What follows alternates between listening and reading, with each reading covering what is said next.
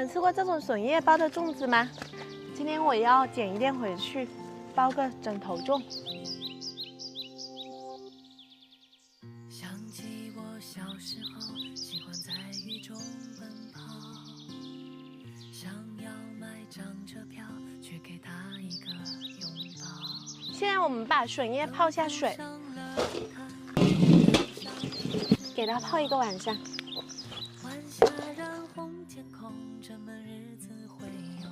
先把粽叶洗一下，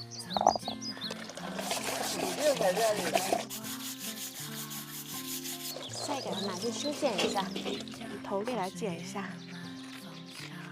尾巴也给它修一下，这边给它吃到刚好的宽度，再给它折起来，比较窄的这头给它放在里面。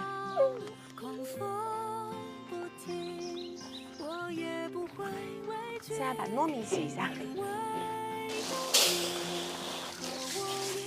这个米不需要提前泡，洗干净了就可以。然后我们现在再泡点红枣，糯米加点食用碱，然后给它拌起来。现在可以开始包啦，拿一个粽子叶，这样子折一下，再把米装进来，头尾再放2颗红枣，再把米盖上去。 然后给它折起来，然后捆起来就可以了。中间可以给它留个小提手。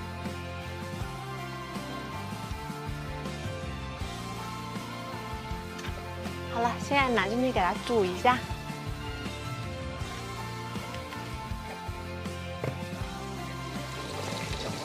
加入没过粽子的水。爸，我一块丢了给了。哇，好漂亮哎！ 拿一个试一下，哇，好漂亮哦！把它装起来放凉，明天拿去卖。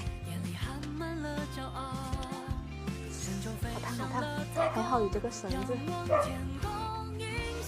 好了，红枣，啊，3块钱哦，扫这里。好。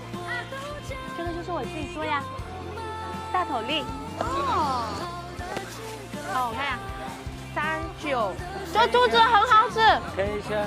这个是蛋黄，开一个自己吃一下，有点饿。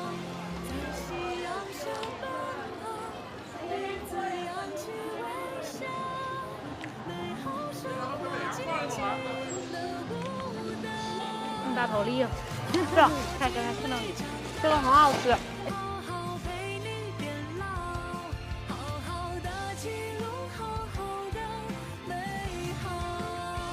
完了，卖完了。